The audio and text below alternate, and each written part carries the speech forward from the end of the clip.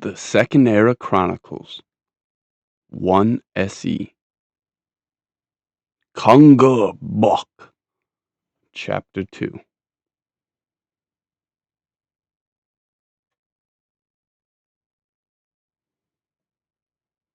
Across riverbeds with their will, flesh and bone, delved to where monsters fed.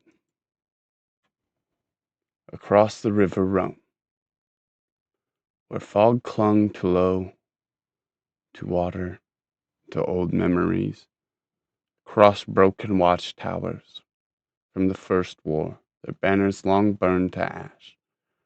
Across hills scarred by dragon fire, from battles now renamed victories, they traveled, 5 figures sworn by one blade, the daughters of the moon, Therian Embercoil, Endor Verdant, and Prince Altharian Aethercrest, heir of the Eastern Crown, unarmored for once, unshadowed by court, tasting freedom like iron on the tongue.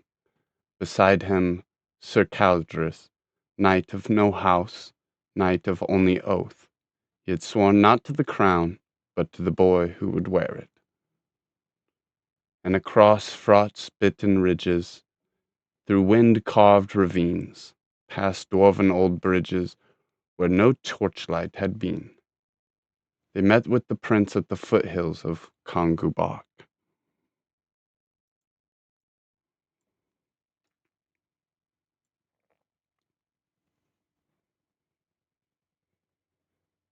He was younger than rumor had suggested. Ambition sharpened him more than age. "I will not inherit history," he said by way of greeting. "I will carve it." Therian laughed, and Endor did not. Lyra studied him quietly, and Saren measured the hunger behind his eyes. Sir Caldris said nothing. He simply watched the terrain, the wind, the tree line, the way a man watches everything that could kill his charge. Into rune-lit descent, into halls long alone, where the mountain had bent, Konungr Bok did not greet them, it swallowed them alive. Dwarven gates stood ajar, not broken, not open, but waiting. And inside, stone corridors spiraled like the ribs of some buried titan.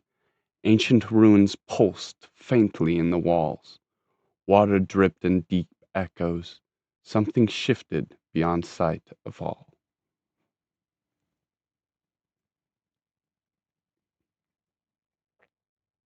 They delved deeper until they pondered across a bridge of cracked stone, spanning a chasm of depths unknown. The prince stepped first. Therian caught his shoulder. "Let the dungeon make the first move." A stone plate depressed beneath Altharian's boot. The bridge split. Chunks fell into darkness. Endor slammed his palm onto the remaining stone. Roots erupted from cracks in the masonry, weaving, binding, stabilizing. Therian extended both hands. Emberlight arched between his fingers and then the stone, sealing fractures with this molten glow. Saren whispered a phrase of the dawn, and light spilled across the bridge, revealing every step in the path that was safe with a radiant outline. And Lyra stepped forward last. The crescent on her brow shimmered. The chasm below quieted. Something unseen withdrew, and they crossed. As they ventured further, past gears without motion, past guardians, ancient and forgotten devotion, they encountered constructs, dwarven sentinels of brass and ruin. Sir Caldris shielded the prince as one lunged. Endor's vines restrained its gears, and Therian superheated its core. Saren blinded it with radiant flare. Lyra disrupted the enchantment, binding it to command. The construct collapsed. Altharian stared at the shattered metal, not in fear but awe. And through these rooms, and through fungus-lit gloom, through murals crowned crisper than kingdoms in bloom, they passed murals depicting dragons not as beasts, but as wardens, chains carved in revenants, not conquest. Endor frowned. Tharian said nothing. The prince's jaw tightened,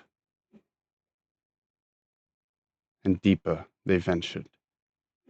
Where the mountain grew thin, where secrets had centered and old wars began, beasts stalked to them. Cave-born wolves with crystal growths piercing their spines, blind serpents feeding off the arcane, a hulking stone wrought horror that nearly crushed Saren, till Sir Caldrus threw himself between. The knight did not hesitate, the prince did not forget, and together they drove the creature back, blood mixed with the dust, magic with steel, and then they pressed on again.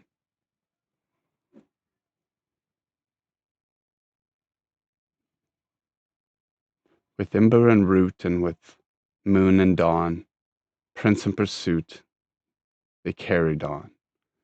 By the time they reached the lower vaults, they were no longer strangers bound by coin. They were rhythm. Ember ignited the openings, roots sealed the retreat, moon sensed that hid, and dawn revealed which was unseen. Steel guarded by ambition, and crown shaped by direction. Without one, they would have all failed. The dungeon knew it.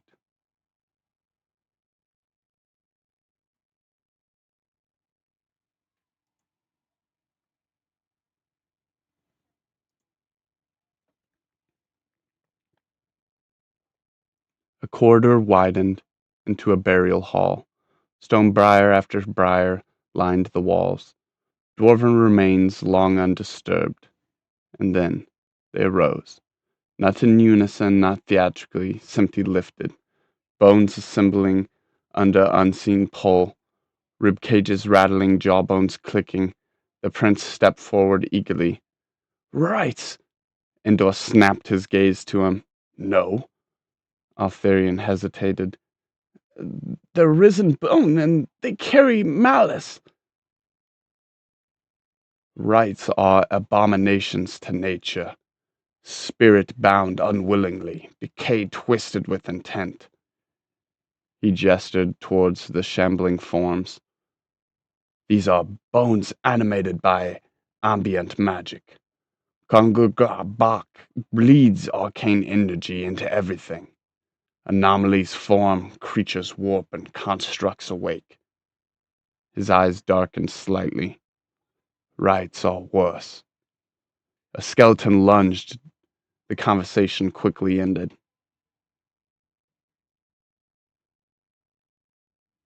Sir Caldrus cuts in, cutting clean through the arcs of the brittle spines. Tharian ignited marrow, focused flame. Saren shattered femurs with radiant burst. Lyra disrupted the animated battling field, weakening their cohesion. Endor crushed three at once beneath a sudden surge of root and stone, and they fell, clattering, silent, not slain, merely stilled. Breathing heavy, they withdrew into a massive opening chamber. Beyond, with high ceilings lost in shadow, a circular floor etched with dwarven sigils. At the end, a sealed door of black stone, obsidian veined, and the prince stared at it. Something in him stilled. Tharian exhaled slowly. That's no ordinary vault. Endor studied the air. The magic is thick here. Lyra felt the crescent on her brow hum faintly. Saren crossed her arms. Should we turn back? Silence. The prince stepped forward, eyes fixed on the obsidian door. I did not come this far to retreat.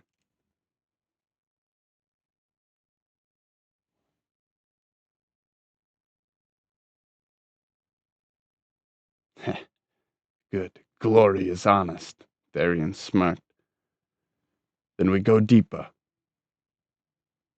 knowing that this may not be a binding stone. The prince looked at the pair, and then at the other pair. Then we go together.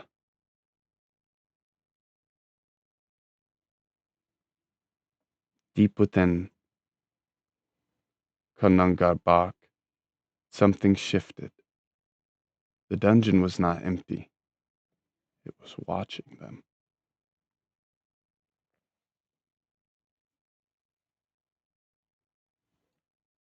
The air grew cold.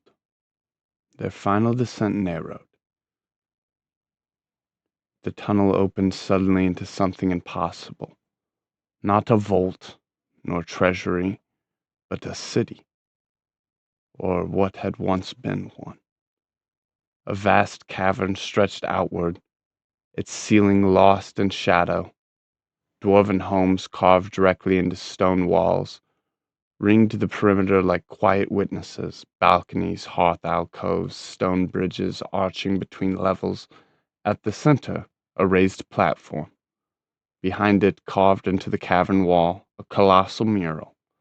Dwarves standing alongside elves and dragons. Below the mural stood a throne of dark veined stone, and upon it a crown of black metal. Veined with faint green light, mist rose from it, slow, breathing. Sir Caldris stepped forward first, the prince beside him. Is that it? Altharion whispered. Before anyone answered, the air shifted. Two shapes dropped from the cavern ceiling. They did not land, they struck.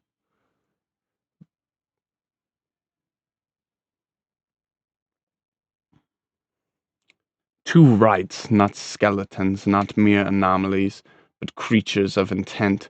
Rot clung to them like armor, eyes burned green and black. Their limbs were wrong, too fast, too certain. Sir Caldris reached instantly. Steel flashed. He severed one's arm below the elbow. The limb hit stone, but the creature did not slow. It lunged past him, straight for the prince. Endor roared. He surged forward, body expanding into bark and muscle, half root, half giant. He slammed into the right mid-lunge and hurled it across the cavern floor. Tharion's hand ignited. Ember spiraled. The creature burned, screaming without lungs, until only ash remained. The second right met Caldris blade to blade. The clash rang horrible out through the air. It was too human. Its movements were trained, its stance disciplined. Caldris faltered. It fights like it's a. Two more of them dropped from above. They struck him hard. Steel clattered. He disappeared beneath the mound of writhing forms. Saren pulled the prince back. Fall behind me. Lyra lifted both of her hands. Moonlight burst upwards in a radiant arc. More shapes fell from the ceiling. More rights. Dozen. As they struck the stone, armor fragments became visible. Runic bands, dwarven crests. Endor saw it first. These were residents. Silence rippled through them. The dwarves of Konungr Bok had not fallen to beasts. They had become them. Surrounded, their attention all draw forward, but behind them, from the shadows, green-black energy split the air. It struck Endor full in the chest, acidic, rotting, corrosive magic of spirit undone. He screamed as bark blistered and flesh smoked. He fell hard, breathing but barely. Atop the throne platform stood the source, not skeletal, not fully. A creature stretched in proportions too long, eyes hollow wells of green mist.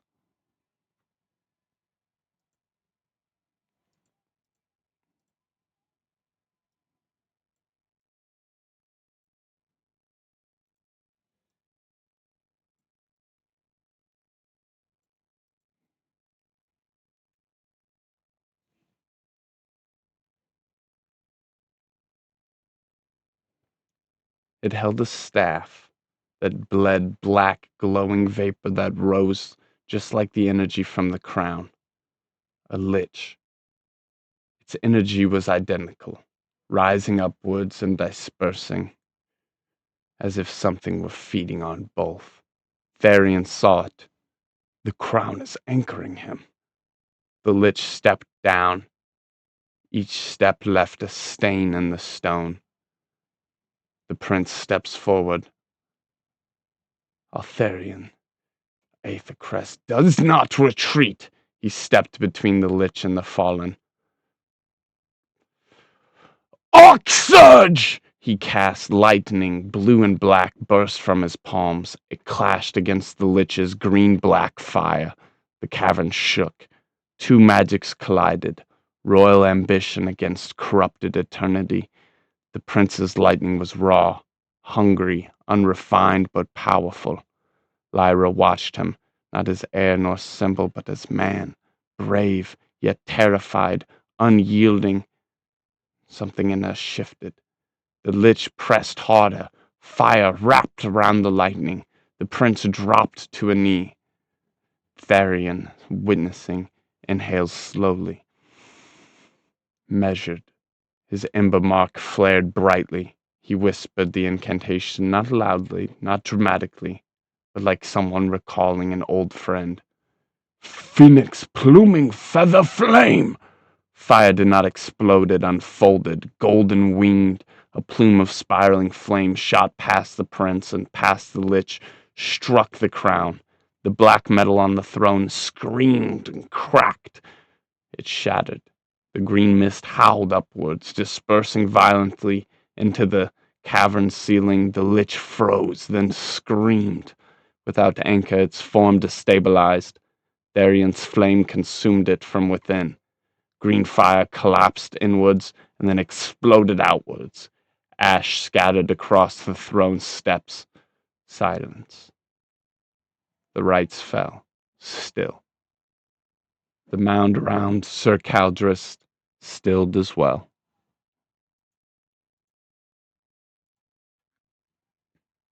He had not screamed. He had not begged. He had simply fought until he could not. The prince knelt beside him. No words, just breath. Endor struggled upright, barely conscious.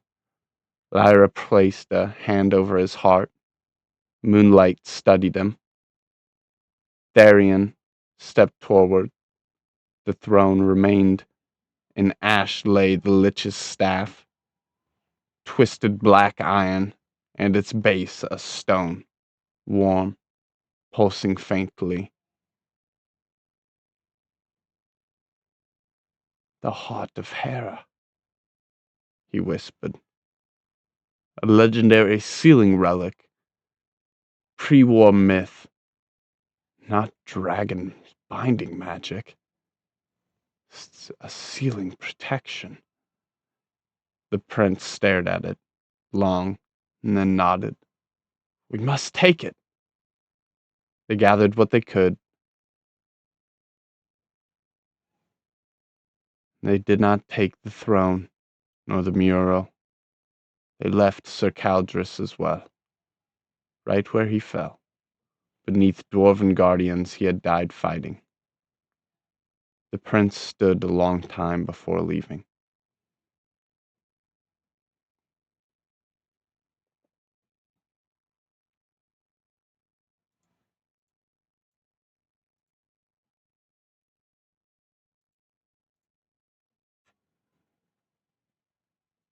Dawn had greeted them.